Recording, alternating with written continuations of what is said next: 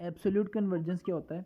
Absolute convergence का मतलब है कि आपके पास जो सीक्वेंस सीरीज़ दी हुई है ना, ये इसमें ना आपने ये मॉड लगाना है और फिर इस मॉड लगा के चेक करना आपने कि कन्वर्ज है कि डाइवर्ज है, ठीक है।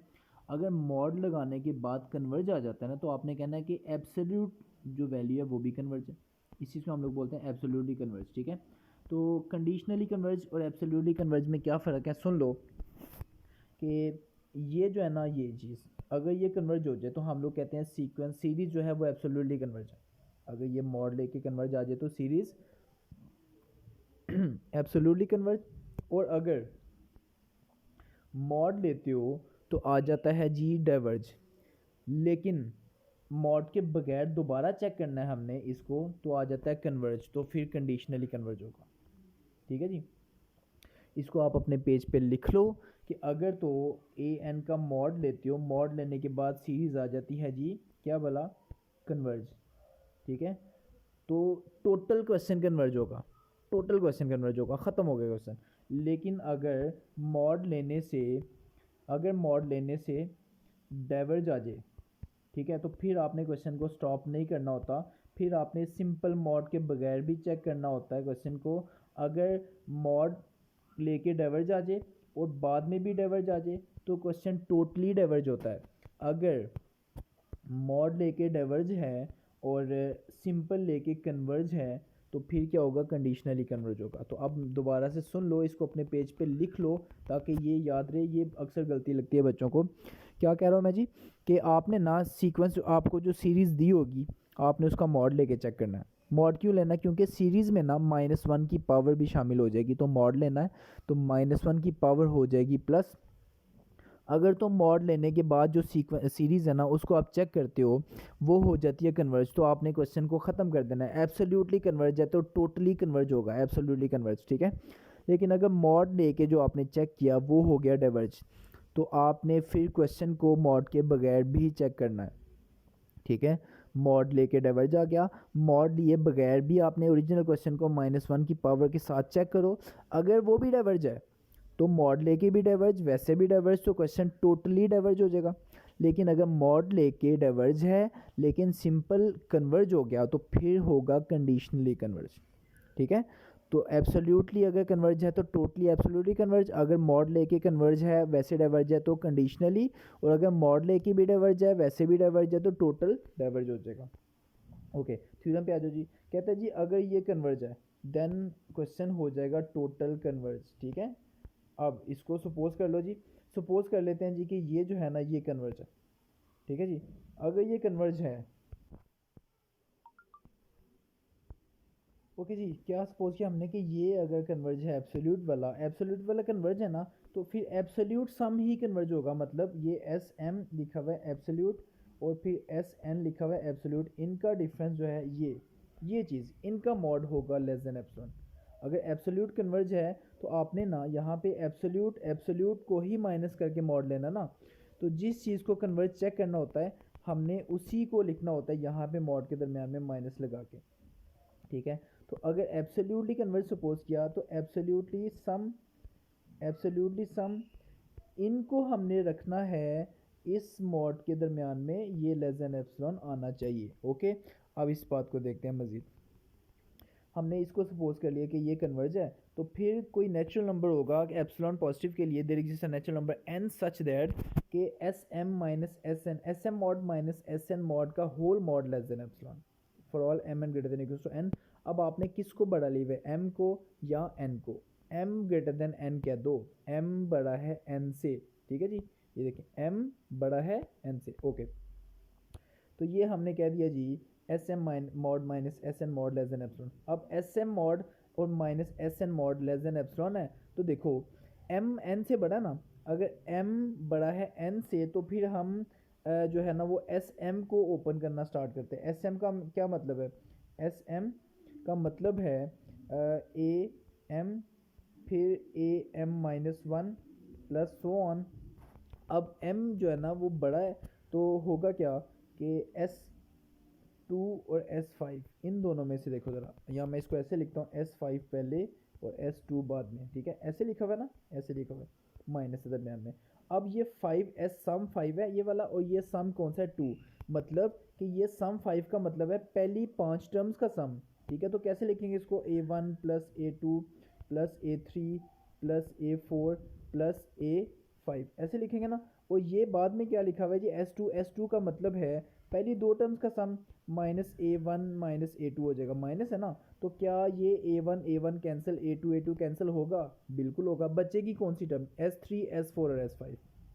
ठीक है, तो ज़रा देखो s5, ये 5 कौन सा नंबर है जो यहाँ पे बड़े वाला, जो कि बड़ा इस वक्त है m। ठीक है, तो m वाली टर्म बचेगी लास्ट पे।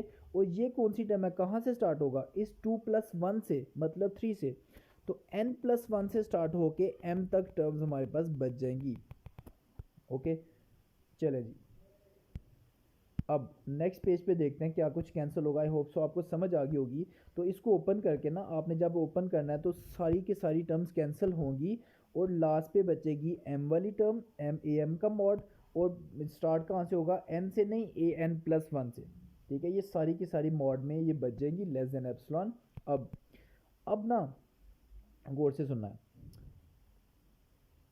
लिखा हुआ है जी a n प्लस 1 का मॉड, और फिर ए एन प्लस 2 का मॉड, ये लिखा हुआ है ना, प्लस ये मॉड के अंदर है। ठीक है, ये लेस देन एप्सिलॉन है, ये हमें गिवन है। ओके, अब ज़रा देखो, मुझे बताओ आप लोग कि A N plus 1 plus A N plus 2, ये मैंने लिखा जी, मैंने अंदर वाला मॉड छोड़ दिया, ये अंदर वाला अगर मॉड छोड़ दिया तो ए एन प्लस 1 का mod plus A N plus 2 का मॉड, ये यहाँ पे अंदर वाला मॉड नहीं छोड़ा।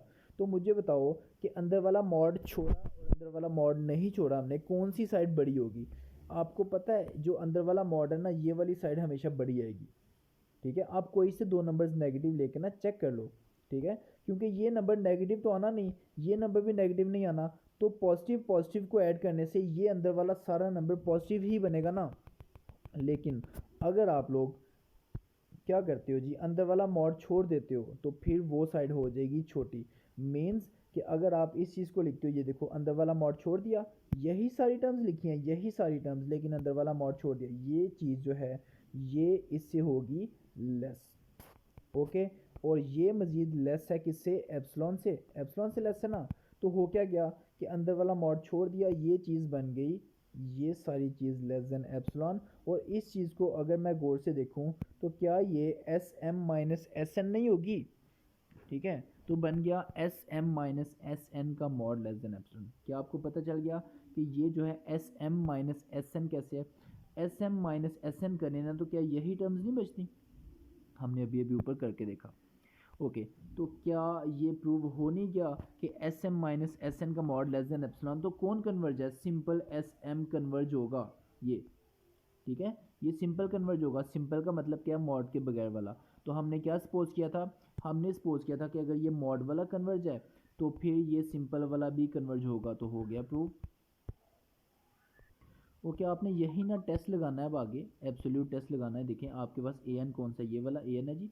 अब इसका मॉड ले लो, क्योंकि साइन जो है, साइन इसका आंसर -1 और +1 आ सकता है। अगर आप अल्फ़ा को लिख दो ना π/2, ठीक है, और एन को वेरी करवाते जाओ, एन को वेरी करवाते 1 2 3 4, तो जब आएगा ना साइन π/2, तो इसका आंसर आ जाएगा 1। लेकिन अगर आ जाएगा साइन 3π/2 तो उसका आंसर आ जाएगा -1। ठीक है, इसका मतलब है कि ये साइन की वैल्यू 1 और -1 भी आ सकती है, 0 भी आ सकती है ना, लेकिन हमने तो 1 -1 को देखना है।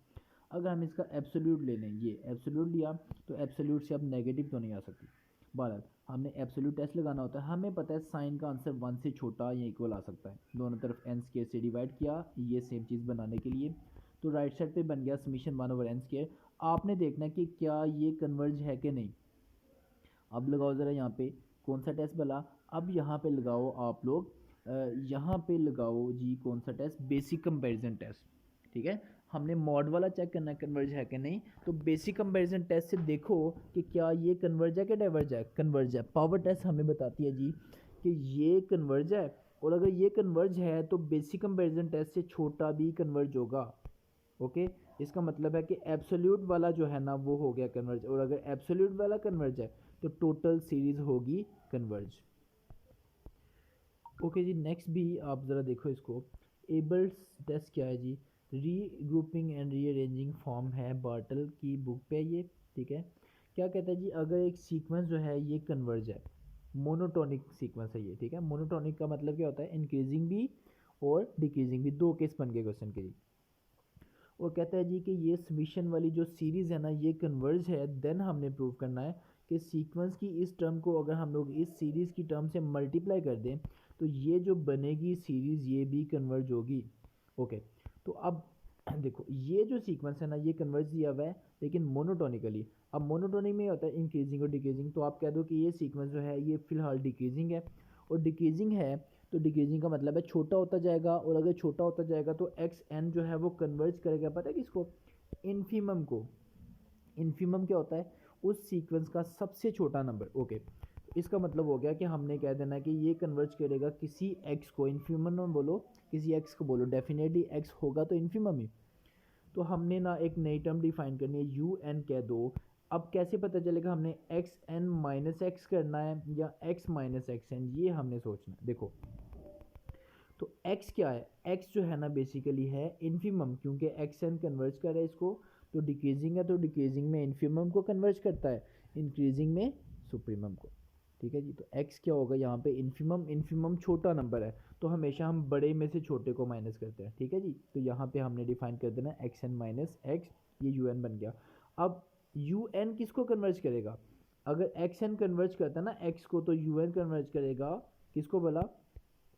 ज़ीरो को, क्योंकि जब एक्स एन की जगह एक्स आ जाएगा ना कन्वर्ज होके तो एक्स माइनस एक्स बन जाएगा ज़ीरो, तो यू एन कन्वर्ज करेगा ज़ीरो को। तो कहता है यू एन भी सीक्वेंस है डिक्रीजिंग लेकिन कन्वर्ज किसको करता है जी? ज़ीरो को। ओके, अब इसी तरह उसने हमें दिया हुआ कि वाई एन जो है ये कन्वर्जेंट सीरीज़ है। कन्वर्जेंट सीरीज़ अगर तो इसकी हर टर्म्स मतलब कोई कितनी भी टर्म्स ले लें, 5 10 20 कितनी भी एन पार्शियल टर्म्स ले लें, उनका सम डेफिनेटली बाउंडेड होगा। तो वो कह रहा है जी कि अगर ये सीरीज़ जो है वो कन्वर्ज है तो इसके पार्शियल सम जो है वो क्या होगा? बाउंडेड होगा। तो फिर डिरिचलेट टेस्ट हमने पढ़ा था कि अगर ये कन्वर्ज है, ये भी कन्वर्ज है, इसका पार्शियल सम बाउंडेड है, तो फिर इन दोनों को मल्टीप्लाई करने से वो बाउंडेड ही रहना है, मतलब कन्वर्ज ही रहना है। ओके, अब यू एन वाई एन बनेगा क्या? यू एन ये आपके सामने है, इसको वाई एन से दोनों तरफ मल्टीप्लाई कर दो, X N Y N minus क्या बनेगा जी? Minus X Y N. अब आपने किस चीज़ को निकालना था? एक्स एन वाई एन को निकालना था, तो एक्स वाई एन इस साइड पे जाके प्लस हो जाएगा, और X N Y N equals to U N Y N plus X Y N. N को थोड़ा नीचे लिखें, ये बिल्कुल साथ लिख दिया उसने। ओके, समीशन लगा दो दोनों तरफ। अब समीशन लगाने के बाद क्या होगा? देखो ये हमने अभी अभी चेक किया कन्वर्ज है, ये देखें कन्वर्ज है। एक्स को बाहर निकालो, यहाँ से एक्स को बाहर निकालो तो वाई एन गिवन है कन्वर्ज है। अगर ये दोनों कन्वर्ज है तो कन्वर्जेंट सीरीज़ का सम भी तो कन्वर्जेंट ही होता है, तो इसका मतलब है कि राइट साइड कन्वर्ज है तो लेफ्ट साइड भी कन्वर्ज होगी। ओके, सेकंड केस में कुछ खास नहीं है, जस्ट आपने क्या डिफाइन करना है, देखें आपके सामने है कि अब केस कौन सा बन गया? ये सीक्वेंस जो है एक्स एन, ये इंक्रीजिंग ले लो। अगर इंक्रीजिंग है तो फिर डेफिनेटली किसको कन्वर्ज करेगा जी? सुप्रीमम को। तो एक्स को जो कन्वर्ज करेगा एक्स बनेगा सुप्रीमम। तो हमने एक्स माइनस एक्स एन करना है क्योंकि सुप्रीमम बड़ा होता है, बड़े में से छोटे नंबर को माइनस करो, बाकी सारा काम टोटल सेम। ओके जी बच्चों, नेक्स्ट देखो P series test, hyper harmonic series. इसके लिए ना आपको इंटीग्रल टेस्ट आना चाहिए। अगर आपने पढ़ा हुआ है तो ओके, अगर नहीं पढ़ा तो मैं रिवाइज़ कर देता हूँ, आपका रिवाइज़ भी हो जाएगा। अच्छा जी, इंटीग्रल टेस्ट की ना दो कंडीशन है। नंबर वन, आपने उसको प्रूव करना है डिक्रीजिंग। इसको लिख लें इंटीग्रल टेस्ट को, जो मैं दो कंडीशन बोलने लगा ना ताकि आपको याद हो जाए, ठीक है, आसान है। इंटीग्रल टेस्ट की कंडीशन क्या है जी? पहली शर्त है उसकी कि आपका जो गिवन सीरीज़ है ना वो होनी चाहिए डिक्रीजिंग। डिक्रीजिंग प्रूफ करने के दो तरीके हैं। नंबर वन, आप उसको एफ ऑफ एक्स का नाम दो और डेरिवेटिव ले लो। पहला डेरिवेटिव अगर लेस देन ज़ीरो हो तो डिक्रीजिंग हो जाता है। ओके, अगर फंक्शन कोई आसान सा है ना, मतलब आसान सा, फॉर एग्जांपल 1/n² है, ठीक है, ये ए एन है ना, ठीक है, तो आपने खुद से ना ए एन प्लस वन बना लेना है। ए एन प्लस वन वो कितना बनेगा जी? वो बनेगा 1/n+1 का होल स्क्वायर। तो डेफिनेटली ये जो an+1 है, ये an+1 जो है वो लेस देन होगा an से, क्योंकि नीचे बड़ी टर्म बन गई ना, तो डिक्रीजिंग हो जाएगा। ठीक है, तो डिक्रीजिंग प्रूव करने के दो तरीके हैं जी, आपको दोनों आने चाहिए। तो अब इंटीग्रल टेस्ट की पहली शर्त ही डिक्रीजिंग है। अगर डिक्रीजिंग हो गया, डिक्रीजिंग को ना इसमें वो लिखता है नॉन इंक्रीजिंग। ठीक है, डिक्रीजिंग में नॉन इंक्रीजिंग में कोई ख़ास फ़र्क नहीं है, आप नॉन इंक्रीजिंग लिख दो। ओके ओके, दूसरी शर्त क्या है, जब अगर डिक्रीजिंग हो गया तो उसके बाद आपने ना इंटीग्रेट कर देना है, इंटीग्रेट कर देना है गिवन लिमिट्स पे, जो भी लिमिट्स हैं ए से बी या ए से इन्फिनिटी होता है अक्सर ना। ठीक है, ये जो भी यहाँ पे है ए एन, उसको आपने इंटीग्रेट कर देना है डी एन, लेकिन आपने ना एक्स लिखना है, मतलब फंक्शन को एक्स का नाम दे दो एफ एक्स डी एक्स, और X from A to infinity. ठीक है, इसका अगर आंसर आया ना इन्फिनिटी, अगर इसका आंसर इन्फिनिटी आ गया तो सिर्फ इस केस में आपका क्वेश्चन होगा डाइवर्ज। और अगर इन्फिनिटी के अलावा कुछ भी आता है 1 2 0 नेगेटिव पॉजिटिव कुछ भी, तो आंसर आपका कन्वर्ज होगा।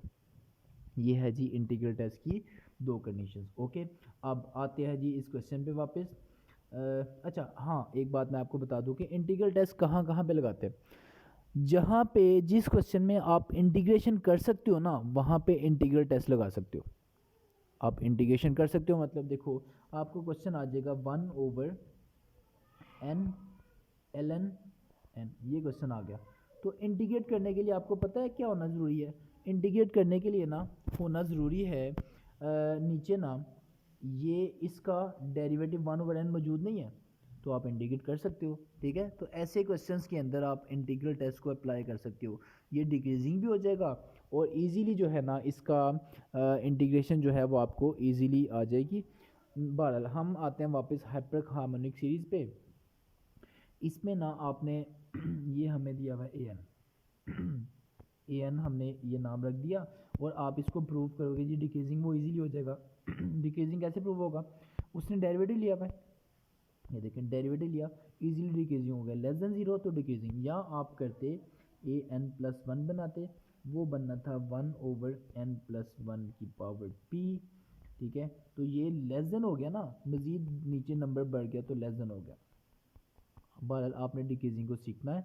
ओके, अगर डिक्रीजिंग है तो फिर आप इसको कर दो इंटीग्रेट, लिमिट्स उसने दी हुई हैं जी आपको 1 से इन्फिनिटी। ये देखें लिमिट्स हैं 1 से इन्फिनिटी, कैसे करता है वो करता है जी 1 से n लिख के, तो बाद में साथ में बता देता है limit n approaches to infinity, ऐसे बता देता है। वो आपकी मर्ज़ी है, जैसे मर्ज़ी करो, आप 1 से इन्फिनिटी भी लिख के कर सकते हो सॉल्व। आपने इसको कर देना है इंटीग्रेट, लेकिन लिमिट्स को अभी पुट नहीं करना। ठीक है, ये बड़ा मध्यम सा सेंड किया हुआ मुझे, अपने नोट से इसको देखो, लिमिट को अभी पुट नहीं करना आपने। ठीक है, लिमिट को ऐसे बाहर ही रखो। अब पुट क्यों नहीं करना, आपने इंडिकेशन कर दी ना, तो ये आपका बन गया आंसर, ये बना। ठीक है, इसमें आपने जब n पुट किया ना, तो n की पावर -p+1/-p+1, और जब आपने x की जगह 1 पुट कर देना है तो बनेगा -1/1 यही बनेगा ना। ओके अब n अप्रोचेस टू इन्फिनिटी अभी आप पुट ना करो। ठीक है, नीचे से तो 1 - p चला गया, ये कॉमन। अब n की जगह इन्फिनिटी पुट करने के लिए ना p के ऊपर टोटल 3 बातें करनी है आपने। अगर p 1 के इक्वल हो तो मुझे बताओ यहाँ पे नीचे क्या बन जाएगा, 0। 1/0 मतलब इन्फिनिटी, तो डाइवर्ज हो जाएगा। तो p 1 के इक्वल हो तो डाइवर्ज। अगर p 1 से छोटा हो तो मुझे बताओ, अगर p 1 से छोटा हो तो n की पावर 1 - p, अगर p 1 से छोटा कोई नंबर सोच लो, 2 ले लो, नहीं सॉरी, p 1 से छोटा मतलब 0 ले लो, तो क्या n ऊपर नहीं बच जाएगा, ये n बच जाएगा। तो n पे इन्फिनिटी पुट करने से इन्फिनिटी आ जाएगा। ठीक है, तो इस केस में भी क्या हो जाएगा, डाइवर्ज हो जाएगा। ठीक है, इसको देख लो आप। और अगर p 1 से बड़ा हो, 1 से बड़ा हो के नंबर लेके देखो, 1 से बड़ा सोचो, आप पुट नहीं करना, हमने इसको सॉल्व नहीं करना, लेके जस्ट सोचो कि यहाँ पे बनेगा n की पावर 1 - 3 कह दो, n की पावर -2, और ये फिर नीचे जाएगा 1/n², और 1/n² 1/0 मतलब 1/∞ मतलब 0। ओके, तो ये इन्फिनिटी तो नहीं आया ना, इसका मतलब है कि ये होगा कन्वर्ज। तो सिर्फ एक जगह पे कन्वर्ज होगा जहाँ पे पावर 1 से है बड़ी। ठीक है, सिर्फ इस जगह पे कन्वर्ज होगा, अदरवाइज जो है ना डाइवर्ज होगा। तो आपने बता देना है कि इस सीरीज़ का आंसर जो है वो कन्वर्ज होगा कहाँ पे, जहाँ पे पावर 1 से बड़ी है, और डाइवर्ज होगा कहाँ पे, जहाँ पे पावर 1 से छोटी है। ये देखें, ये आपके सामने लिखा हुआ है।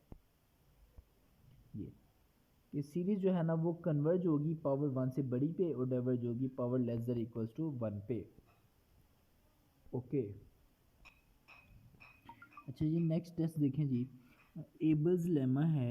एबल्स लेमा क्या कहते हैं हमें कि एक्स एंड वाई एन जो है दो सीक्वेंसेस हैं in R, and let the partial sum summation Y N जो है ये क्या है, denoted by S N with, अब ये क्या लिखा हुआ है विद एस, ये क्या है अब नज़र ही नहीं आ रहा, ठीक है। एंड एम अगर ग्रेटर देन एन है देन हमने प्रूव करना है समीशन एक्स के वाई के, और समीशन है K from N plus 1 to M equals to X M S M minus X N plus 1 S N plus summation. ये ना क्लियर करके भेजा करें पिक आप ना, ताकि मुझे भी क्लियर नज़र आए, और फिर वीडियो अपलोड भी जब होगी तो उसमें भी उसका रिज़ल्ट थोड़ा बहुत फ़र्क पड़ेगा, ठीक है जी। ओके, अब आपने क्या सपोज किया जी, देखो हमें गिवन ये है कि ये जो है ये इसका सम डिनोटेड बाय एस एन है, तो इसका मतलब एस वन होगा वाई वन, और अगर आप देखो एस टू क्या होता है, एस टू होता है Y one plus Y two, है ना, पहली दो टर्म्स का सम।